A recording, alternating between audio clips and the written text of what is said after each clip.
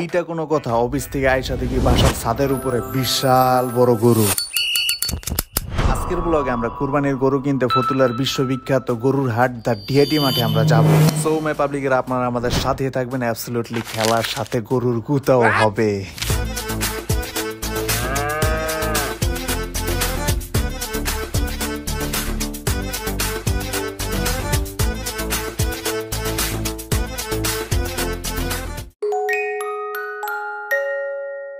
আসসালামু আলাইকুম, কি অবস্থা public? Welcome back to another brand new blog. Eid Mubarak বিকাশে পাঠায় দেন আমার হকের তবারক। ফাইনালি দেখতে দেখতে রোজার ঈদের পরে আবার এসে পড়লো কুরবানি ঈদ। ঈদ মানে আনন্দ, আর কুরবানি ঈদ হইলো আনন্দ ইন্টু 100। ये क्या लॉजिक है? मतलब तू चूतिया है, मैंने तेरे पे वीडियो बनाई तो मैं चूतिया इनटू 100। প্রতি বছর এই কুরবানি ঈদ একবারই আসে, আর এই কুরবানি ঈদ সুন্নতের সাথে ভরপুর আনন্দ করতে হয়, আর এই আনন্দ সবার সাথে ভাগাভাগি করতে হয়। কুরবানির ঈদ মানেই গরুর হাট। কুরবানি ঈদ যেরকম বছরে একবারই আসে, ওই রকম এই কুরবানি ঈদের গরুর হাটগুলা বছরে একবারই বসে বড় সড়ো কইরা সব জায়গায়। এখন ঢাকা শহরে পাবলিক একটু খোলামেলা জায়গা পাইলেই হয়েছে, ওইখানে কুরবানির হাট বসায় দেয়। সো ফাইনালি কুরবানি ঈদ আইসা পড়ছে, এন্ড আমার চ্যানেলে 2000 সাবস্ক্রাইবার হয়ে গেছে, এন্ড কুরবানি ঈদের ব্লগ আইসা পড়ছে। কেমন লাগতা হয় আপনাদের কাছে বলেন একবার। So guys, আপনারা অনেকেই আছেন যে আমার এই কুরবানি ঈদের ব্লগে ওয়েটিং এ আছেন। তো অনেকেই কমেন্ট করে বলছে লাস্ট ইয়ার কুরবানি ঈদের ব্লগটা নাকি তাদের কাছে ভালো লাগছে, এন্ড এলাকার থেকে প্র্যাকটিক্যালি অনেকেই বলছে যে লাস্ট ইয়ার কুরবানি ঈদের ব্লগটা নাকি তাদের কাছে ভালোই লাগছে সবগুলা ব্লগের চাইতে। আলহামদুলিল্লাহ, আপনাদের দোয়ায় ওই ব্লগটায় 30,000 প্লাস ভিউ আসছে। আমি কোনো এক্সপেক্টই করিনি আপনাদের কাছে যে লাস্ট ইয়ারের কুরবানি ঈদের ব্লগটা আপনাদের কাছে এত বেশি ভালো লাগবে। সো গাইস, চলেন এই বছরের কুরবানি ঈদের ব্লগটা স্টার্ট করি। সো গাইস, এই ব্লগের কোনো লাইকেম রাখলাম না, কারণ আগের ব্লগগুলার লাইকেম আপনারা একটাও কমপ্লিট করতে পারেন নাই। আপনারা মন থেকে লাইক কমেন্ট শেয়ার দিয়া দেন যদি ব্লগটা ভালো লেগে থাকে। সো গাইস, চলেন এবার ব্লগটা স্টার্ট করি। সো গাইস, ছোটবেলা থেকে আমি দেখে আসতেছি যে কুরবানি ঈদে আমরা গরু কুরবানি দেই। সো দেখতে দেখতে আবার একটা কুরবানি ঈদ আইসা বললো, কুরবানি ঈদে অবশ্যই আমরা গরু কুরবানি দিব। আল্লাহ যেহেতু আমাদেরকে সামর্থ্য দিছে গরু কিনা কুরবানি দেওয়ার জন্য, অবশ্যই ইনশাআল্লাহ গরু কিনবো আমরা। এখন আমাদের গরু কিনতে হইলে এই নারায়ণগঞ্জের মধ্যে দুইটা অপশন আছে, একটা হলো গরুর হাট, আরেকটা হলো গরুর এগ্রো। অবশ্যই আমরা গরুর হাট থেকে গরু কিনবো, কারণ এগ্রো থেকে কখনোই আমরা গরু কিনি নেই। সো গাইস, চলেন গরু কেনার উদ্দেশ্যে বের হয়ে যাই ফতুল্লা ডিআইটি গরুর হাটে।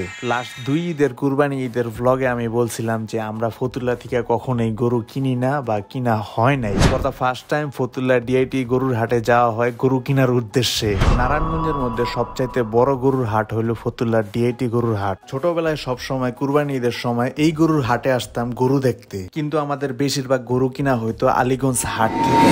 ছোটবেলায় হাতে গোনা 2-3টা বড় বড় হাট ছিল এই নারায়ণগঞ্জের মধ্যে, আর এখন তো মানুষ এক হাত জায়গা পেলে ওইখানে গরুর হাট বসায় দেয়। এই ফতুল্লা ডিআইটি গরুর হাটে যাইতে আমাদের বাসা থেকে অনলি 10 মিনিট লাগে রিস্কাতে, যদি জাম না থাকে। আপনারা এই ফতুল্লা ডিআইটি গরুর হাটে আসার জন্য অনেকগুলো অপশন পাবেন। এই ফতুল্লা ডিআইটি গরুর হাটের সাথেই আছে বুড়িগঙ্গা নদী, মানে আপনি নদী পথে আসতে পারেন। ফতুল্লা গুদারাঘাট এয়ারপোর্ট বললেই হইব, আপনাদেরকে সেখানে ল্যান্ড করায় দেবে সোজা। এন্ড রাস্তার অপোজিট সাইডে হইলো ফতুল্লার বিশাল বড় ডিআইটি গরুর হাট।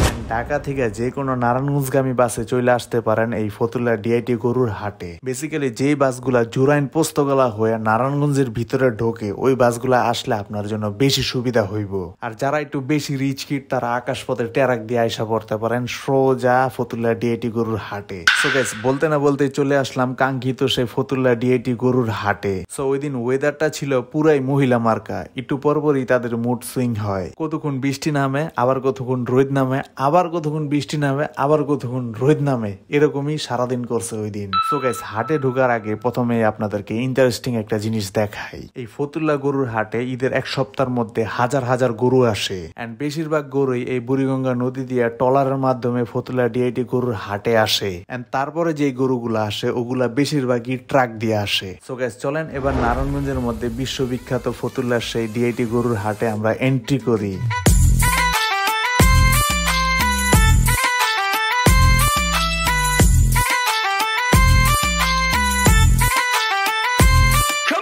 সো গাইস হাটে ঢোকার পরে এবার মনটা চাইলো যে অন্য কিছু একটা কুরবানি দেই। মানে প্রতি বছরই আমরা গরু কুরবানি দিই, এবার একটু অন্য কিছু কুরবানি দেয়া যাক। আগের বছরও কুরবানি ঈদের সময় মনটা চাইছিল গরু বাদ দিয়া অন্য কিছু কুরবানি দেই। ওই সময় মনটা চাইছিল গরু কুরবানি বাদ দিয়া রয়্যাল বেঙ্গল টাইগার দা বাঘ কুরবানি দেই। এন্ড আগের বছর কুরবানির সময় হাটের মধ্যে কেউ রয়্যাল বেঙ্গল টাইগার দা বাঘই নিয়ে আসে নাই। পরে রয়্যাল বেঙ্গল টাইগার দা বাঘ যেহেতু পায় নাই সেহেতু গরু কিনা বাসায় চলে যায়। কিন্তু এই বছর কুরবানি ঈদে মনটা চাইলো সিংহ দা লায়ন কিনা কুরবানি দিব, কারণ সুন্দরবনে শুধু বাঘ না রয়্যাল বেঙ্গল টাইগারও থাকে।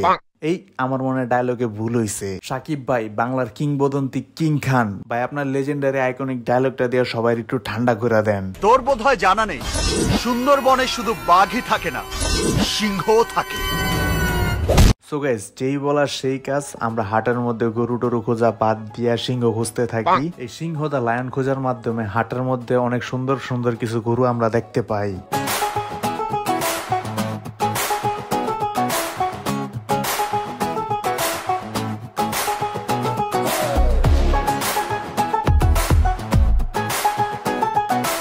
সো গাইস, ফতুল্লা ডিআইটি গরুর হাটের এই সাইড থেকে ওই সাইড খুঁজলাম, না পাইলাম রয়্যাল বেঙ্গল টাইগার, না পাইলাম সিংহ দা লায়ন। মানে এগুলা কেউ হাটে উঠাইতে চায় না, কিন্তু কেন বাট হোয়াই? যেহেতু টাইগার দা লায়ন খুঁজে পাইলাম না পুরা হাটে, সেহেতু আবার গরু খোঁজা শুরু করে দিলাম, কারণ কুরবানি তো দিতে হবেই, সেটা গরু হোক বা tiger the lion. By the way, আপনাদেরকে কিন্তু একটা জিনিস বলা হয় না, এই ফতুল্লা ডিআইটি গরুর হাটে বিশাল বড় একটা গরু উঠছে, সেটা আপনাদেরকে একটু পরে আমি দেখাইতেছি। সো ফতুল্লা ডিআইটি গরুর হাটে আসছিলাম চাঁদরাতের দিন দুপুর বেলা। সো সারাদিন গরু দেখলাম কিন্তু কোনো গরুই পছন্দ হইলো না। এর ভিতরে হাটের মধ্যে সবচেয়ে বড় যে গরুটা, ওইটার উপরে আমার চোখ পড়লো। আপনারা গরুটার সাইজটা দেখেন একবার ভাই, বিশাল বড় এটা।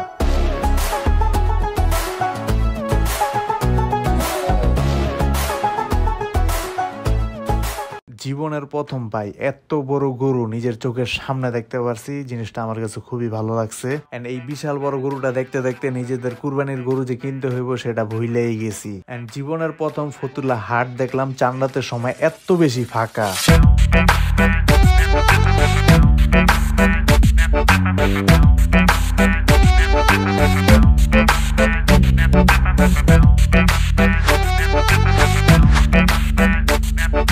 মানে হাট আছে, বাস আছে, কিন্তু গরু নাই। সো গাইস, এই বছর কুরবানি ঈদে আমার সাথে বিশাল বড় একটা অঘটন ঘইটা যায়। সো ওই দিন আর আমাদের গরু কিনা হয়ই নাই। সো এখন আপনারা ভাবতে পারেন আমরা কি ঈদের দিন গরু কিনছি?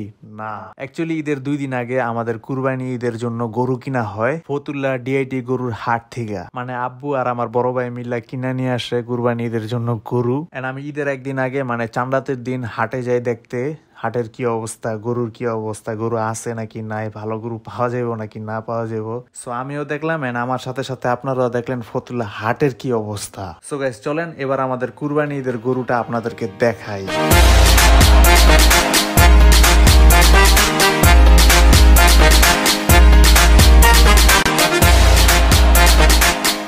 আমরা প্রতিবারই কুরবানি ঈদের গরু আনলে সেটাকে সাথে সাথে আমাদের বাড়ির রুফটপে উঠাই ফেলাই, নিজের জানমাল নিজের সেফটি সবার আগে। সো এইবারের কুরবানি ঈদে কিনা হয় লাল গরু। আমাদের এই কুরবানি ঈদের লাল গরুটা আপনাদের কাছে কেমন লাগছে অবশ্যই জানাবেন। এন্ড এই গরুটা দেখতে বুঝে যেতেছে এটা দেশি গরু, পালের গরু, গোয়ালের গরু, মাঠে ঘাটে ঘাস খায়া বড় হয়েছে এইরকম একটা গরু। আমাদের এই কুরবানি ঈদের গরুটা বাসায় আনার পরে ওরে যাই খাবারের জন্য দেওয়া হয়েছে 1 মিনিটের মধ্যে ও যে কোনো খাবার শেষ করে ফেলাইতো। মানে এই গরুটা হলো আমার বন্ধু কিছুটা নাবিলের মতো। মানে নাবিল মানে খাবার আর খাবার মানে নাবিল। মানে আমাদের এই গরুটা খাবারের সময় ঘাস ভুসি খের যাই দিছি না কেন, সে আমার বন্ধু নাবিলের মতো ফ্রাইড রাইস আর চাউমিন মনে করে কতকত করে সবকিছু খায় ফেলাইতো। এটার প্রাইসটা একটু পরে আপনাদেরকে আমি জানাইতাছি। এই গরুটা মাশাআল্লাহ বাসায় আনার পরে সবারই পছন্দ হয়েছে, সবাই অনেক পছন্দ করছে। এন্ড দামটাও পড়ছে ঠিক ওই রকমই, সবার পছন্দ মতো এন্ড সাধ্যের মধ্যে পড়ছে দামটা। সো গাইস, এই গরুর দামটা কত হইতে পারে নিচে কমেন্ট বক্স আছে, আপনাদের আইডিয়াটা একটু দেখি কমেন্ট বক্সে একটু লেখা যান কত হইতে পারে, তারপরে আমি বলতেছি এই গরুর দাম কত। গাইস, ফাইনালি কুরবানি ঈদের দিন যখন এই গরুটাকে কুরবানি দেওয়া হয় তখন আমরা একটা জিনিস মিসিং পাই, সেটা হলো চর্বি। এই গরুটার মধ্যে টোটাল মাংস হয় 3 মণ 10 কেজি এন্ড 10 কেজি মনে হয় চর্বি পাইছি। মানে চর্বির পরিমাণ একেবারে নাই বললেই চলে। এই গরুটা কাটার সময় আমি সবাইকে বলতেছিলাম যে চর্বি কই চর্বি কই চর্বি কই, মানে চর্বি নাই নাই। তখন ফাইজলামি করে বলতেছিলাম যে আমাদের গরু শিক্ষিত গরু, কলেজের আশেপাশে এটা বড় হইছে, আমাদের গরু জিম এন্ড ডায়েট করতো, এই কারণে তার চর্বি কম। এই গরুটার দাম পড়ছে হাসলি সহ 1,16,000 টাকা। সো গাইস, এই গরুর থেকে আমরা যে পরিমাণ মাংস পাইছি আলহামদুলিল্লাহ অনেক ভালো। একটু বেশি মাংস পাওয়া মানে একটু বেশি বেশি শেয়ার করা যায়। মানে কুরবানি ঈদের গরুর মাংসের 3টা ভাগ হয়। এক ভাগ হলো গরিব দুঃখীদের জন্য, আরেক ভাগ হলো আত্মীয় স্বজনের জন্য, আরেকটা ভাগ হলো নিজেদের জন্য। আলহামদুলিল্লাহ এই গরু থেকে আমরা মাংস ভালোই পাইছি এন্ড সবাইকে সমান ভাগে ভাগ করে দেওয়া হয় এন্ড সবাই আলহামদুলিল্লাহ অনেক বেশি খুশি। তো গাইস, দেখতে দেখতে ব্লগের লাস্টের দিকে চলে আসছি। যদি ব্লগটা ভালো লেগে থাকে তাহলে অবশ্যই like, comment, share and subscribe করে দিয়েন। আর যদি ফেসবুক থেকে দেখে থাকেন অবশ্যই ফেসবুকের পেজটা ফলো করে দিয়েন। বাই, দেখা হবে নতুন কোনো ব্লগে।